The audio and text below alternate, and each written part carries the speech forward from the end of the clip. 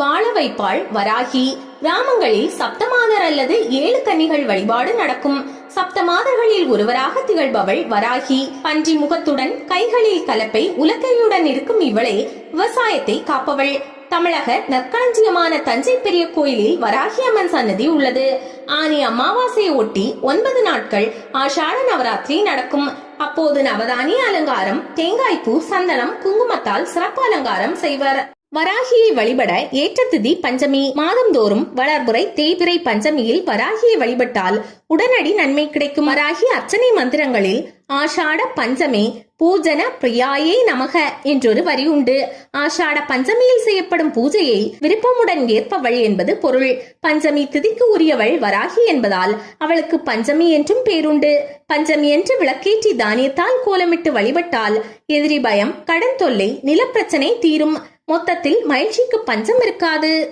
பிடித்த பிரசாதம்: தோல் நீக்காத உளுந்து சேர்த்த வடை, நவதானிய அடை, மிளகு சேர்த்த தயிர் சாதம், சுண்டல், வானகம், மிளகு தோசை, கருப்பு எள் உருண்டை, சர்க்கரை வள்ளி கிழங்கு, தேன் இவை அனைத்தும் வராகி அம்மனுக்கு விருப்பமானவை. முடிந்ததை பஞ்சமி என்று படைத்து குழந்தைகளுக்கு கொடுத்தால் விருப்பம் விரைவில் நிறைவேறும். வெற்றி தரும் 12. பண்டாசுரனை வதம் செய்ய லலிதாம்பிகை புறப்பட்ட போது உடன் வந்தவள் வராகி. அப்போது வானுலகில் சுற்றியிருந்த தேவதைகள் 12 திருநாமங்கள் சொல்லி வாழ்த்தினர்.